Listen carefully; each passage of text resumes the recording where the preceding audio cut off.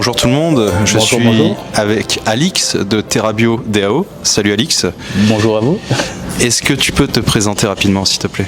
Alors Alix, 34 ans, je suis le fondateur du projet qui s'appelle TerraBio DAO. J'ai découvert la blockchain en 2015. Je suis issu à la base du monde de la finance. J'étais courtier en assurance. Je vendais pas mal de placements financiers et de ce genre de choses. Et en fait, j'ai été piqué par la blockchain, par la technologie blockchain. Je passais plus de temps à creuser le sujet qu'à bosser mes contrats. Donc à un moment donné, je me suis dit, allez, il faut se lancer, ça te passionne. Donc voilà. D'accord. Donc ce qui t'a amené à la blockchain, c'est cet aspect d'innovation. Qu'est-ce qui a été le déclencheur? Alors, à la base, j'ai découvert Bitcoin en tout premier en 2013 sur des marchés un peu opaques. Et puis pour moi, ça rimait vraiment avec la monnaie de l'illégal. C'était pas quelque chose que je pensais pérenne. Et c'est en 2015, quand j'ai découvert vraiment l'aspect blockchain, la technologie qu'il y avait derrière, que je me suis dit, ah ouais, là, il y a vraiment quelque chose de nouveau, quelque chose de révolutionnaire qui va offrir un vrai service. Et c'est là que j'ai commencé à creuser. Et puis j'ai commencé à creuser, je me suis jamais arrêté. Ok. Et donc du coup, tu as sauté dans le terrier, dans le rabbit hole, comme on dit. Voilà. Trou du lapin, le terrier. Je me suis lancé il y a un peu plus d'un an en créant TerraBio DAO. D'accord. Donc c'était une manière d'allier mes deux passions, en tout cas les deux choses qui me parlent principalement, qui étaient la blockchain et l'écologie. Très conscient des enjeux environnementaux. Je voulais faire quelque chose qui avait un impact réel pour la planète, faire du bien à la planète et allier mes deux passions. Donc c'est pour ça qu'on a créé TerraBio DAO. Ok. Et donc TerraBio DAO, c'est quoi tu peux me présenter rapidement le projet? Qu'est-ce que c'est exactement? Alors très rapidement, TerraBio DAO, en fait, on vient créer un label qui est inspiré à la fois de la RSE et de la Green IT, qu'on a remodelé à notre sauce pour être Web3 compatible. Ce label est adossé à un launchpad, donc on va propulser des nouveaux projets qui seront labellisés éco-responsables en plus des labellisations, enfin des audits techniques et sécuritaires que peuvent proposer les autres boîtes. D'accord. Donc plus simplement, c'est par exemple pourquoi je devrais me servir de TerraBio DAO, si tu peux donner moi en simple utilisateur. En tant qu'utilisateur, on a mis en place un mécanisme, une boucle positive qui permet à l'investisseur de générer des profits tout en sachant que ces fonds sont utilisés pour faire le bien. C'est-à-dire en finançant des innovations qui ont un impact positif sur l'environnement, en finançant des transitions agricoles vers des agricultures plus durables. Il y a une foultitude de projets qu'on peut financer dans le cadre de la DAO, c'est-à-dire qu'une partie des fonds générés par le Launchpad, des profits générés par le Launchpad sont reversés à la DAO et c'est notre communauté qui pilote ces investissements éthiques. Okay. Pour finir, la petite subtilité, on a mis en place un mécanisme de buyback and burn, parce que je vous parlais d'investissement éthique, ça reste des investissements, donc il y aura un retour sur investissement. Et les jetons, les profits générés dans ces investissements éthiques permettront de racheter et de brûler nos propres jetons. Et donc de raréfier l'offre en circulation et de faire monter le prix mécaniquement. D'accord. Et alors du coup, ça tourne sur quel protocole, quelle blockchain? Alors, on se lance sur Astar. Astar Network, qui est une parachain de Polkadot. D'accord. Pourquoi Astar?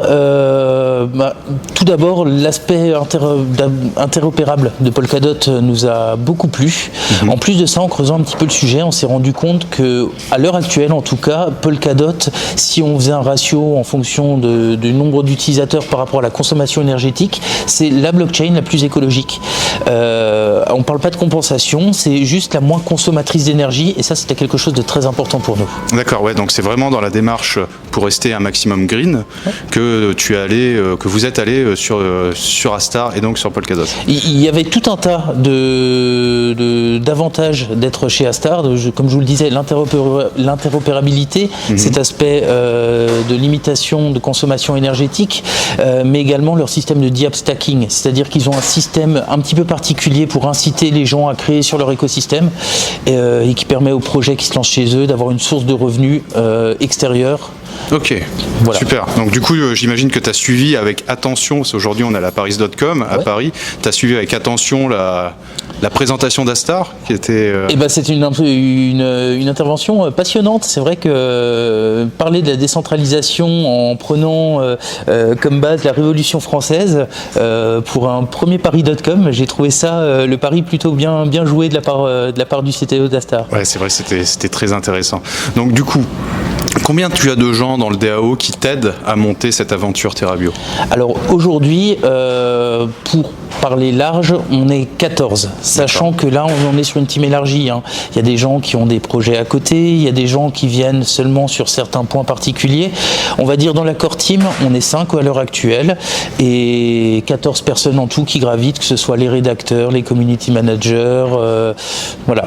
D'accord, ça fait du monde quand même déjà. Ça fait du monde, mais c'est une belle équipe et ça se fait dans la bonne ambiance, dans la bonne humeur, et puis il n'y a que des gens qui ont la même fibre et la même envie, donc au final ça se fait bien. C'est bien. Et alors du coup, est-ce que tu peux me donner un exemple de rachat carbone? Comment vous allez faire ça en fait? Alors du rachat carbone, c'est un des investissements qui est possible effectivement. Dans ce cadre-là, par exemple, on a un partenariat avec une société qui s'appelle Écoterie, qui elle fait de la sylviculture raisonnée. D'accord. Donc ils vont planter des arbres, mais ils font bien attention de préserver la faune, la flore, de ne pas faire du mono-essence dans leurs plantations, etc. Okay. Donc ils ont un aspect très éthique qu'on a apprécié, c'est pour ça qu'on les a choisis pour le partenariat. D'accord, donc moi par exemple, si j'ai une entreprise et que je souhaite être labellisé, avoir un label vert qui va m'être donné par TerraBio, il faut que je fasse quoi en fait? Alors vous venez nous voir déjà dans un premier temps, vous nous expliquez quel est votre projet. Est-ce que c'est, il faut que ce soit un projet Web3, on est bien d'accord. Bien sûr. Ensuite, nous ce qu'on veut faire, c'est vous accompagner intégralement dans l'élaboration du projet. Il peut y avoir plusieurs porteurs de projets qui sont à différents stades de maturité de leur projet.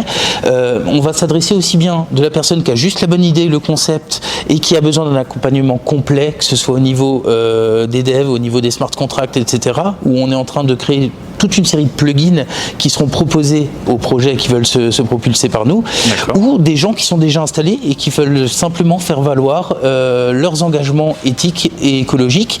Et donc pour ce faire, imaginons, on prend même un Astar qui veut venir se faire labelliser, on va les auditer, on va regarder quels prestataires ils utilisent, quelle est la consommation d'énergie. Enfin voilà, on a créé un audit complet, une grille pour aller évaluer ça, et puis on va leur faire aussi des recommandations pour améliorer leurs usages et puis s'améliorer.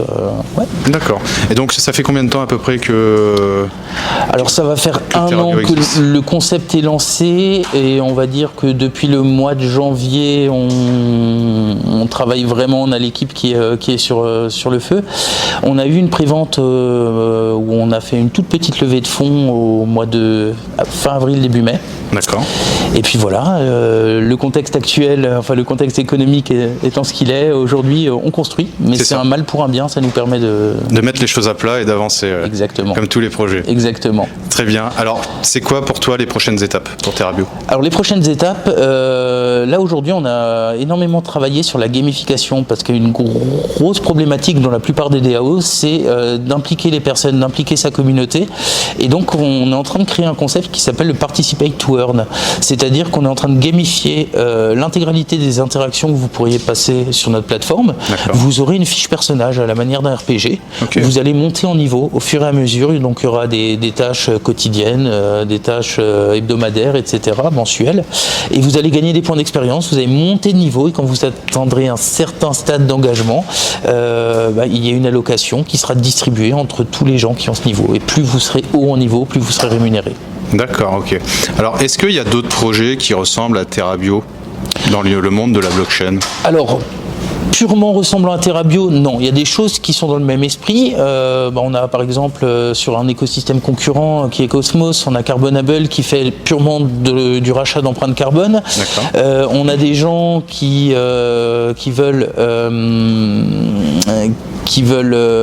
planter des arbres, planter des éponges. Je prends l'exemple d'Aquavert sur Elrond, les Elrond Trees également. Enfin, il y a énormément de projets qui aujourd'hui s'engagent dans cette voie plus verte. Mais des projets qui veulent auditer et labelliser et responsabiliser le Web3, je n'en connais pas. parce que c'est un sacré pavé, c'est beaucoup de boulot et le projet était ambitieux, mais on s'y colle et pour l'instant on y arrive. Ok. Et donc tu imagines avoir un protocole qui sera mûr d'ici combien de temps à peu près? Alors la roadmap, on avait une roadmap qui a été fixée à la base au mois de décembre 2021. Dans les grandes étapes, on l'a respectée. On a simplement décidé de changer certaines choses vu le contexte actuel, c'est-à-dire qu'on devait avoir une sortie du produit définitif normalement sur la fin d'année 2022. On va sortir le testnet, c'est-à-dire que d'un point de vue développement, on sera prêt en temps et en heure. Simplement, on va propulser ça d'abord sur le testnet, on va impliquer la communauté, on va essayer de faire naître la hype et on sortira sûrement le produit fini début 2023, Q1 ou Q2, sachant qu'on a déjà les premiers clients qui commencent à pousser au portillon pour créer leurs IDO chez nous.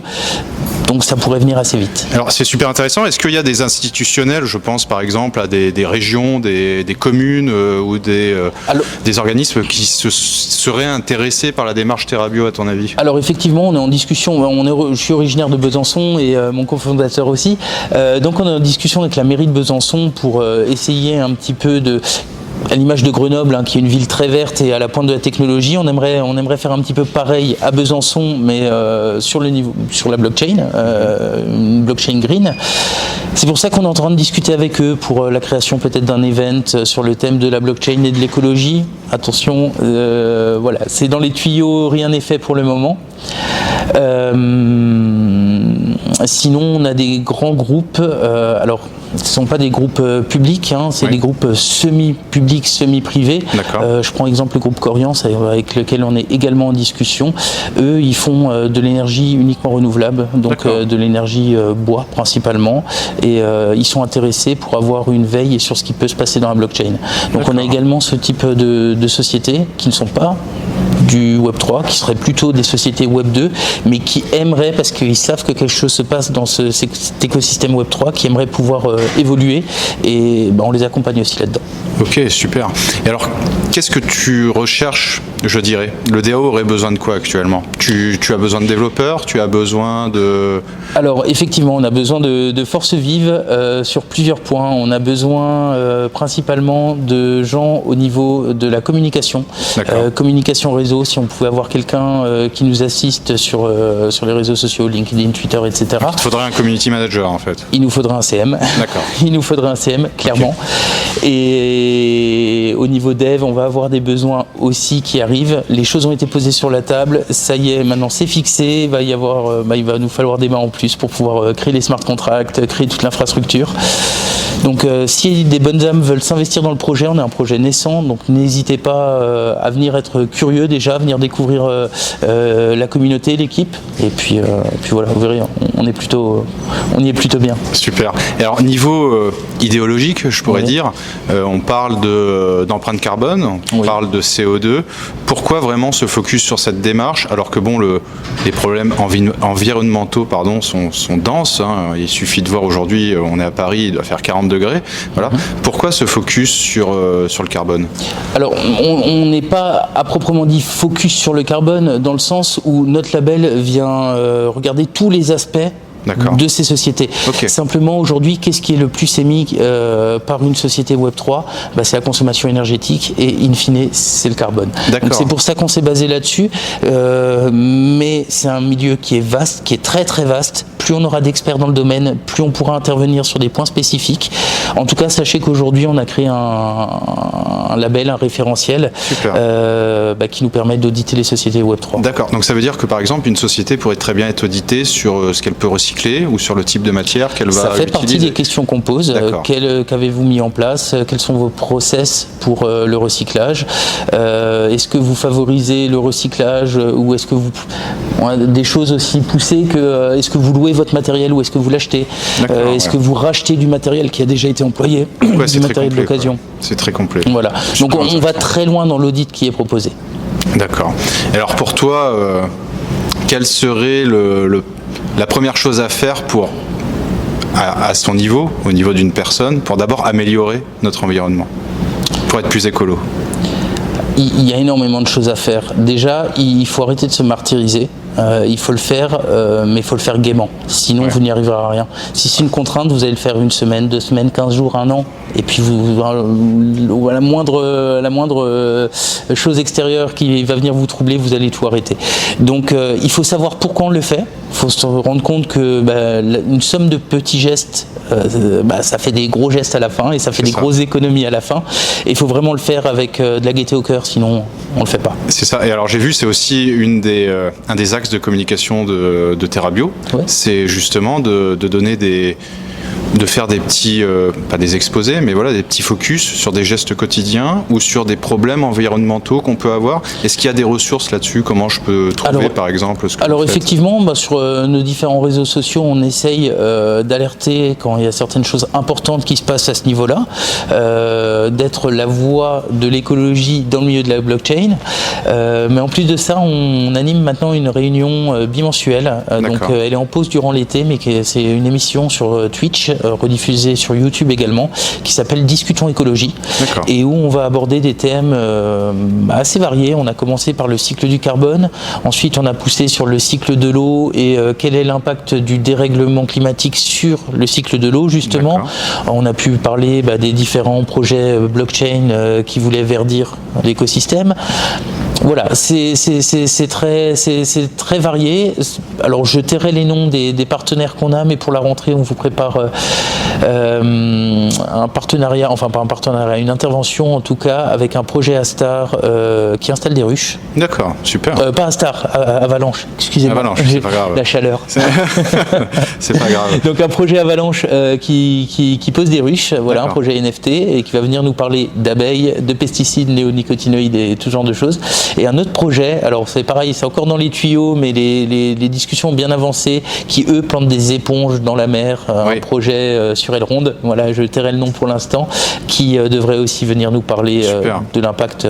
C'est bien d'avoir des collabs comme ça avec d'autres projets blockchain, c'est très enrichissant. C'est ça, en plus c'est des projets qui sont français, donc il y a une vraie émulation en France et il y a une vraie volonté de bien faire les choses, donc avançons ensemble. Écoute, merci beaucoup Alix, si tu as quelque chose à dire, je te laisse le micro ouvert. Écoutez, venez nous découvrir, moi je peux pas dire autre chose, venez nous découvrir, on vous expliquera, parce que c'est un petit peu plus complexe qu'une présentation rapide, donc on vous expliquera tous les mécanismes, et puis on ne demande qu'à avoir une communauté engagée et investie. Donc welcome. Merci beaucoup Alix, merci, on se revoit très bientôt, et surtout pensez environnement et allez jeter un œil à TerraBio les gars, ça vaut vraiment le coup. Merci beaucoup. Au revoir.